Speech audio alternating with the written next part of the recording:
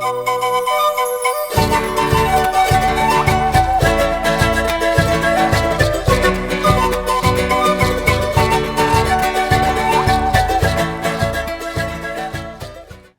from Timmy Global Health. As you probably already know, Timmy Global Health works to expand access to healthcare and empower students to tackle global health challenges throughout the world. One of the most important aspects of our efforts is understanding health disparities in the communities where we work in Ecuador, Guatemala, and the Dominican Republic. In order to eliminate health disparities within our communities, it is important to know about the history and culture of the region so we may better understand the root of a problem and develop culturally competent solutions. Whether it be through medical clinics or public health education, we want to deliver care and information in an effective manner while maintaining cultural sensitivity. We also want our students to be immersed in the culture of the place to which they travel, as it enhances one's experience abroad. This video in particular will focus on the history and culture of Timmy's oldest site, Quito, Ecuador. Quito is located in northern Ecuador, high in the Andes Mountains at an elevation of 9,350 feet above sea level. Quito is the capital city of Ecuador, with a population of about 1.4 million. Due to Quito's elevation and proximity to the equator, it has spring-like temperature year-round with a dry summer and a wet winter. Ecuador itself has a long history, dating back 8,000 years. The early indigenous tribes of Ecuador moved from hunter-gatherers to more developed clans. One group, called the Quitu, even developed the Kingdom of Quito in the region of the modern-day capital city. In the late 1400s, however, these tribes were met with the invasion of the Incas from Peru, and by 1500 the majority of Ecuador was incorporated into the Incan Empire. For much of the Incan rule over the region of Ecuador, there was a fierce civil war between two brothers, Huáscar, who controlled the southern empire in Peru, and Atahualpa, who controlled the northern empire in Ecuador, including Quito. After many years of battle, Atahualpa came out on top, and the Ecuadorian people still celebrate him as a triumphant ruler to this day. In fact, there is a large soccer stadium located in the center of Quito named for the Incan prince, called Estadio Olímpico Atahualpa. Little did Atahualpa know, however, that soon after he defeated his brother, an even stronger force was coming to take over in the form of Spanish conquistadors.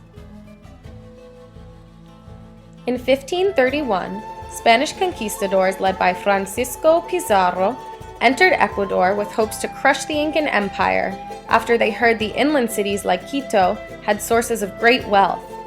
Since Atahualpa had just recently gained control over Quito, his empire was still rather unstable, allowing Pizarro to attack and capture him for ransom. Atahualpa was quickly forced to surrender and was later executed. Pizarro, supplied with reinforcements, was able to demolish the Incan Empire through rampages, brutality, and great force. Ecuador was officially a Spanish colony. Ecuador, including Quito, was under Spanish rule for almost 300 years until Simón Bolívar entered Ecuador. After helping both Venezuela and Colombia gain their independence from Spain, Bolívar set out with the same mission in Ecuador. Bolívar led the Ecuadorians into the Battle of Pichincha, which lasted 2 long years and finally culminated in Ecuadorian victory over the Spanish army on May 24, 1822. This day is now celebrated as the Independence Day of Ecuador, with parades, fairs, and music festivals. During the time Spain was in control of Ecuador, a strict hierarchy developed in their colonial society.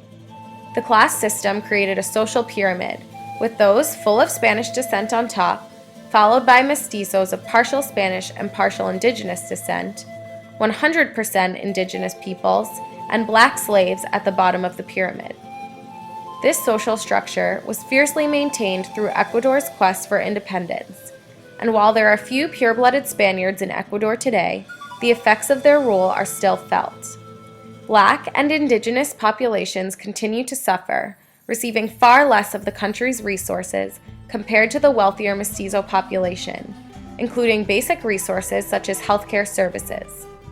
Timmy's community in the poorer south end of Quito are largely isolated from the city's center, a place where most services are unavailable.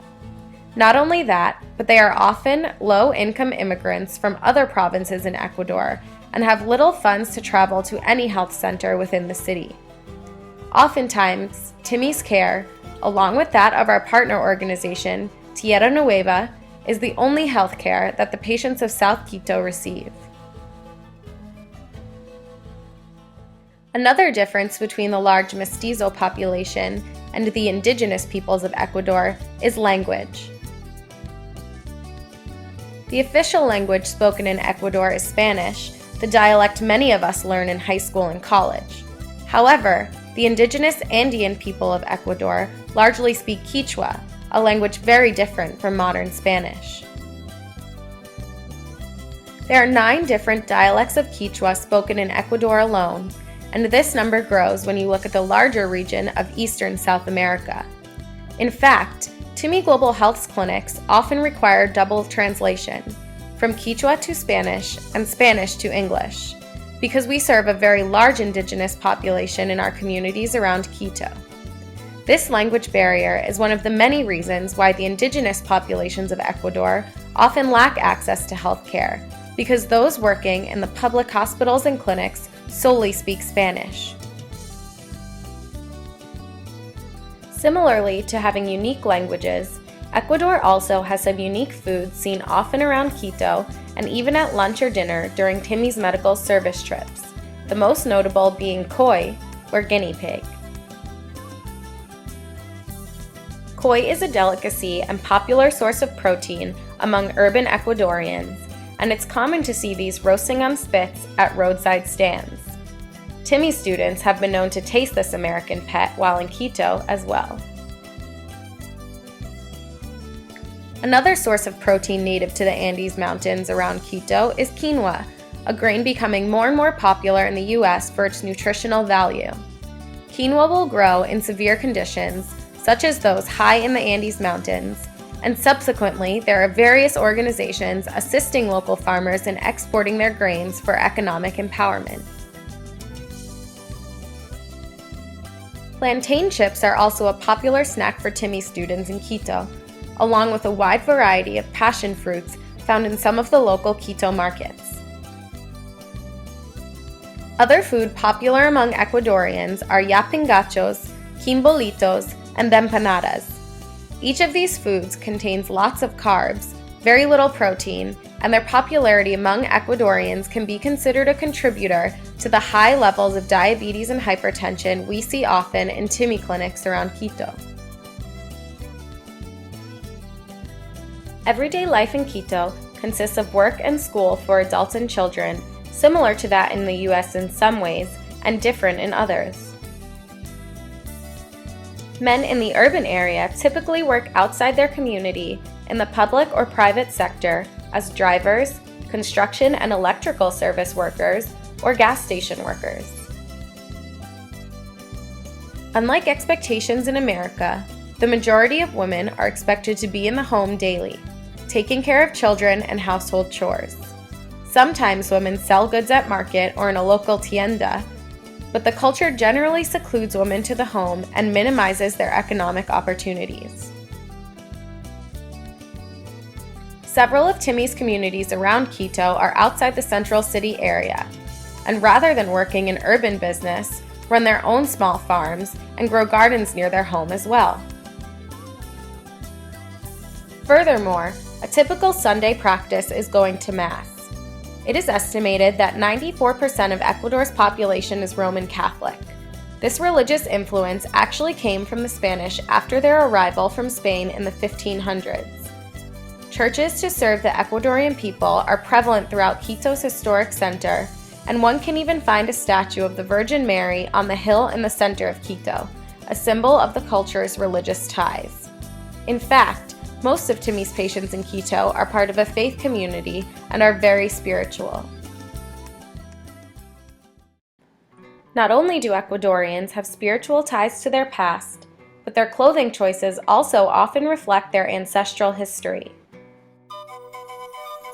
Traditional dress of the Andes Mountains, where Quito is located, consists of flowing skirts and blouses for women and chaps for men, similar to those seen on American cowboys, but with a flare of fur. This clothing is seen mostly during festivals, however, and in Timmy's clinics, the majority of patients are dressed in clothing that only reflects certain aspects of this traditional wear, fedoras being a very notable accessory.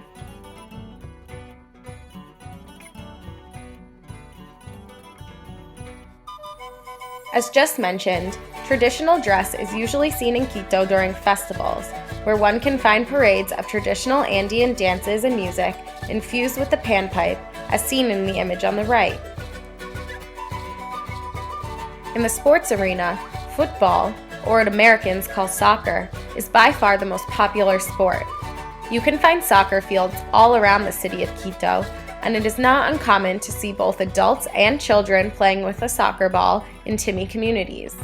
In fact, vendors sell the national team of Ecuador soccer jersey because of the team's widespread popularity.